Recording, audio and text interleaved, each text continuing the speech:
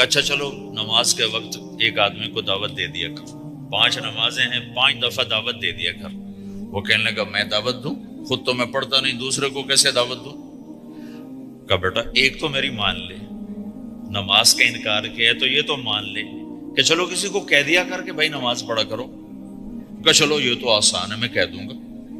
تو اس نے اپنے ابا کی بات مان لی، ہر نماز پہ 1-2 کو کہہ دیتا بھائی نماز پڑھا کرو۔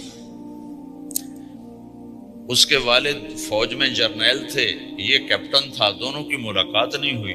6 مہینے بعد باپ بیٹا کی ملاقات ہوئی تو دیکھا تو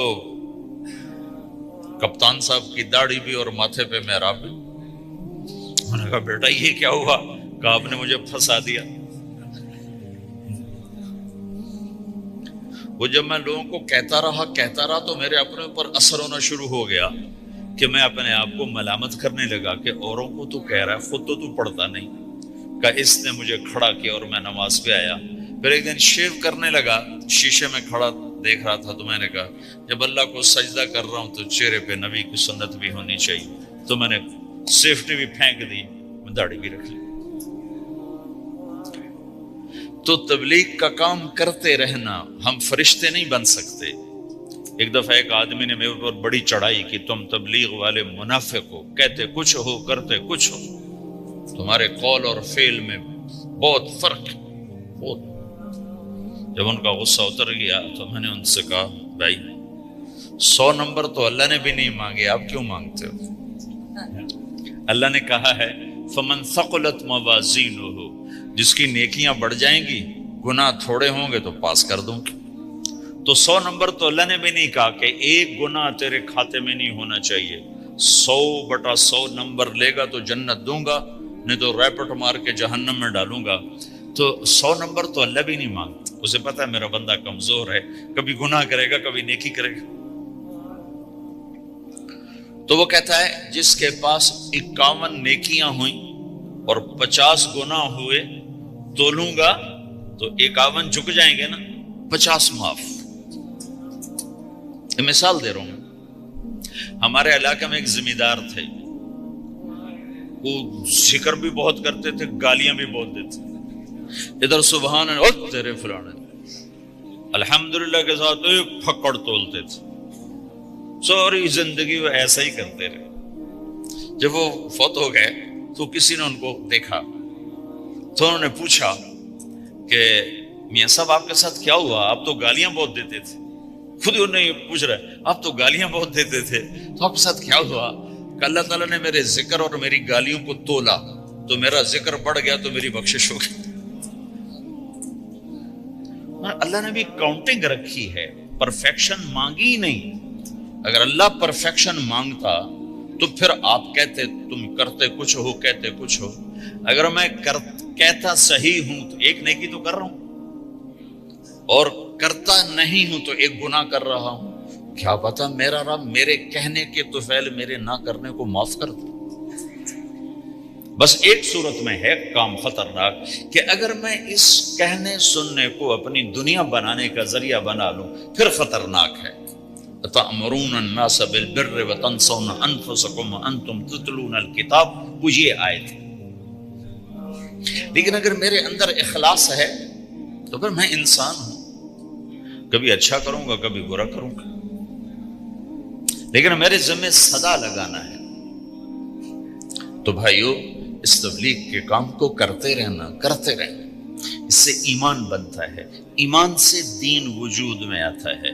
دین کے 2 حصے ہیں، ایک عبادات ہے جس میں نماز سب سے اہم ہے، پھیری پہ ہو گھر پہ ہو نماز نہ چھوڑو۔ رمضان کے روزے ہیں، اللہ پھر رزق زیادہ دے دے، حج کرو، زکوٰۃ دو، لیکن عبادات بڑی محدود ہیں اور اس میں کثرت اللہ نے مطالبہ بھی نہیں کیا، بلکہ اللہ تعالیٰ نے اس میں اعتدال ہی کو پسند فرمایا ہے۔ اللہ تعالیٰ نے ہمارے نبی لمبی نمازیں پڑھتے تھے تو اللہ تعالیٰ نے روک دیا کہ ما انزلنا علیک القرآن لتشقی، میرے نبی میں نے تمہیں قرآن اس لیے نہیں دیا کہ تو لمبی نمازیں پڑھ کے تھکتا رہے، درمیانہ چل۔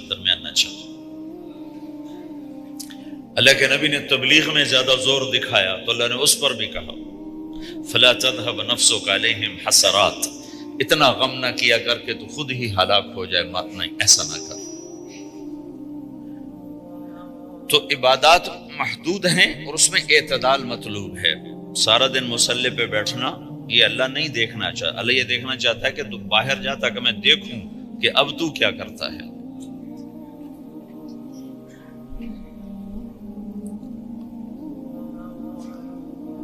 دوسرا حصہ اس کا اخلاقیات ہے، آپس کی معاشرت ہے۔ دین جو اثر انداز ہوتا ہے وہ معاشرت سے اثر انداز ہوتا ہے، عبادت سے نہیں، عبادات سے نہیں۔ عبادت تو مسجد کے اندر ہے یا مصلی پر گھر کے اندر ہے، روزہ اندر کی چیز ہے، حج بیت اللہ میں ہے، زکوٰۃ مسلمان کو دی جاتی ہے۔ تو دنیا میں دین پھیلنے کے لیے اور اپنوں کو دین کے قریب کرنے کے لیے جو سب سے بڑا عمل ہے وہ بھائیو اچھے اخلاق۔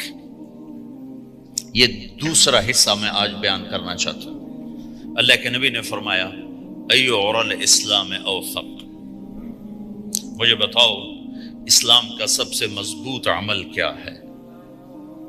تو صحابہ نے کہا الجہاد، یا رسول اللہ جہاد۔ اسلام کا سب سے مضبوط عمل کیا ہے؟ صحابہ نے کہا جہاد۔ تو آپ نے کہا وحسن وما هو به، ہاں جہاد بہت اچھا عمل ہے لیکن سب سے بڑا عمل نہیں ہے، سب سے مضبوط عمل نہیں ہے۔ ان کا جی الصلاۃ، نماز۔ تو آپ نے کہا ہاں وحسنۃ وما هي بها، نماز بھی بہت اچھی چیز ہے لیکن وہ نہیں جو میں پوچھ رہا ہوں، سب سے اعلیٰ، سب سے اوپر، سب سے مضبوط نہیں۔ پھر انہوں نے کہا جی الحج، حج۔ تو آپ نے کہا حج بھی بہت اچھا عمل ہے لیکن وہ نہیں جو میں نے پوچھا ہے۔ پھر صحابہ نے کہا جی روزہ، آپ کا روزہ بھی بہت اچھا ہے لیکن وہ نہیں جو میں نے پوچھا ہے۔ تو پھر صحابہ نے کہا یا رسول اللہ پھر آپ ہی بتائیں، ہمیں تو نہیں پتا۔ تو ہمارے نبی عبادات سے اوپر لا رہے ہیں، اپنے ساتھیوں کو عبادات پہ قائم کر دیا۔ ہر آدمی نمازی بن چکا ہے، ہر آدمی روزے دار بن چکا ہے، ہر آدمی مالدار زکوٰۃ دینے والا بن چکا ہے، اور ہر آدمی حج کا جذبہ پیدا کر چکا ہے۔ اب آپ ان کو اخلاق پہ لانا چاہتے ہیں، چونکہ اسلام کی تکمیل اخلاق سے ہے۔ اسلام کو تشبیہ دی گئی ہے گھر کے ساتھ، بنی الاسلام علی خمس۔ تو بنیا کا لفظ عمارت پر بولا جاتا ہے، تو اسلام کی بنیاد میں ہے کلمہ، نماز، روزہ، حج، زکوٰۃ۔ اگر اس مسجد کی بنیادیں بھر دی جائیں تو اس کو مسجد تو نہیں کہیں گے نا۔ ہاں جی بنیادیں ڈال دی ہیں، چھت ڈالنی ہے، جب چھت پڑے گی تو پھر یہ مسجد کہلائے گی۔ تو اسلام کی بنیاد قائم ہو چکی تھی، اب آپ چھت ڈالنا چاہتے تھے۔ چھت کیا ہے؟ وہ اچھے اخلاق ہیں۔ تو اب آپ ان کو اوپر لا رہے ہیں، اوپر لا رہے ہیں۔ تو آپ نے جب پوچھا تو انہوں نے وہی کہا جو انہوں نے ابھی سیکھا تھا، نماز، روزہ، جہاد، حج۔ لیکن آپ نے سب کی نفی کر دی، نہیں یہ بھی نہیں، یہ بھی نہیں، یہ بھی نہیں، یہ بھی نہیں۔ اچھا یا رسول اللہ آپ بتائیں۔ تو آپ نے فرمایا ان اوثق عر الاسلام الحب للہ والبغض للہ، اسلام کا سب سے مضبوط عمل وہ آپس میں اللہ کے لیے محبت کرنا ہے۔ اسلام کا سب سے مضبوط عمل وہ آپس میں اللہ کے لیے محبت کرنا ہے۔ اسلام کا سب سے مضبوط عمل وہ محبت ہے، اللہ کے لیے بغض ہے، اللہ کے لیے محبت ہے، یہ اسلام کا سب سے مضبوط عمل ہے۔ تو بھائیو یہ چھوٹا سا معاشرہ اسلامی بن جائے، اس کے لیے بنیاد میں نے پہلے بتا دی، اب چھت بتا رہا ہوں، وہ ہیں اچھے اخلاق۔ اللہ تعالیٰ نے جب ہمارے نبی نے نماز لمبی پڑھی تو اللہ نے کہا درمیانی پڑھو، میں نے ابھی بتایا۔ تبلیغ میں دکھ زیادہ جھیلا تو اللہ نے کہا درمیانہ چلو۔ لیکن جب اللہ کے نبی نے اخلاق بلند کیے، اخلاق، تو اس پر بھی اللہ تعالیٰ فرماتا میرے نبی ذرا اتنا نرم نہ ہو، تھوڑا سا سختی دکھا، آنکھیں دکھا، تھوڑا شوشاں کر۔ تو میرے رب نے کیا کہا؟ واہ، میرے رب نے آپ کے اخلاق کی جیسی تعریف کی ہے آپ کے کسی عمل کی ایسی تعریف نہیں کی۔ نماز کو کہا معتدل، اعتدال، دعوت کو کہا اعتدال، اور اخلاق کو کیا کہا؟ انک لعلی خلق عظیم، اور اس کو طاقت پہنچائی قسم اٹھا کے نون، پھر قسم اٹھائی قلم کی جو علم کا ذریعہ ہے، والقلم وما یسطرون، مجھے قسم ہے قلم اور اس کی تحریر کی، ما انت بنعمت ربک بمجنون وان لک لاجرا غیر ممنون۔ ان دو آیتوں کو چھوڑ کر اگلی جو آیت آ رہی وانک لعلی خلق عظیم، اے میرے محبوب میں قسم اٹھاتا ہوں قلم اور اس کی تحریر کی، تیرے اخلاق بڑے عالی شان ہیں۔ یہ نہیں کہا تیرے اخلاق بڑے عالی ہیں، انک لعلی، علا، علا کا یہاں بہت عظیم الشان کردار ہے۔ علا یہ بتا رہا ہے کہ اے میرے نبی، جتنے اخلاق تصور کیے جا سکتے ہیں وہ سب تیرے تابع ہو چکے ہیں، اور تو ان پہ سوار ہو چکا ہے، تو ان پہ چھا چکا ہے۔ علا چھا جانے کے لیے ہوتا ہے کہ تمام اخلاق تیرے غلام ہو چکے ہیں۔ ایک دفعہ آپ نے فرمایا اچھے اخلاق 360 قسم ہیں، 360 قسم، 360 صفات کا مجموعہ اچھے اخلاق ہے۔ کوئی ایک صفت کسی کو مل گئی تو جنت میں چلا جائے گا۔ تو ابو بکر رضی اللہ عنہ سامنے بیٹھے تھے، کہنے لگے یا رسول اللہ افی منہا شیء، ان 360 میں کوئی میرے اندر بھی کچھ ہے؟ تو آپ نے کہا تیرے اندر سارے کا سارا، کوئی کمی کوئی پورے۔ یہ آپ نے اور کسی کو نہیں کہا، صرف آپ نے یہ ابو بکر سے فرمایا کہ ابو بکر تیرے اندر پورے اخلاق 360۔ تو بھائیو، آپس کی محبت اور اچھے اخلاق یہ اسلام کا سب سے چوٹی کا سبق ہے، سب سے اعلیٰ درجے کا سبق۔ اب ایک حدیث میں جو حدیث جبریل کہلاتی ہے، وہ انسانی شکل میں آ کر پوچھتے ہیں یا رسول اللہ اسلام کیا ہے؟ تو آپ کہتے ہیں کلمہ، نماز، روزہ، حج، زکوٰۃ، یہ اسلام ہے۔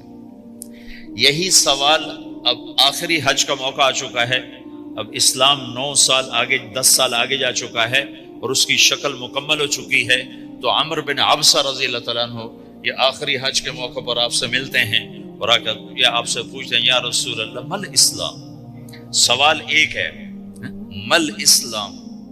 شروع میں مدینے کے داخلے کے شروع میں جبریل انسانی شکل میں آتے ہیں اور کہتے ہیں مل اسلام، اسلام کیا ہے؟ تو آپ کہتے ہیں کلمہ، نماز، روزہ، حج، زکوٰۃ۔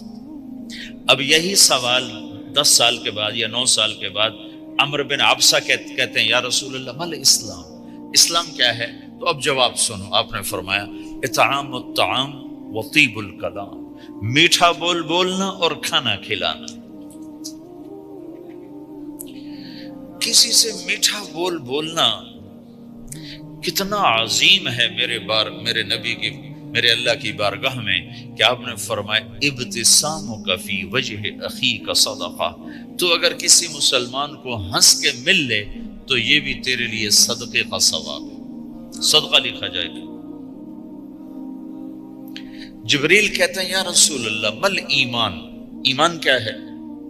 تو آپ فرماتے ہیں اللہ کو ماننا، فرشتوں کو ماننا، نبیوں کو ماننا، کتابوں کو ماننا، تقدیر کو ماننا، موت کے بعد کی زندگی کا اقرار کرنا، ان تؤمن باللہ وملائکتہ وکتبہ ورسلہ وبالبعث بعد الموت۔ یہ ہے ابتدائی جواب۔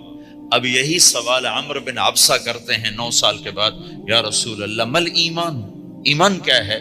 تو آپ نے فرمایا الصبر والسماحہ، صبر کرنا، معاف کرنا۔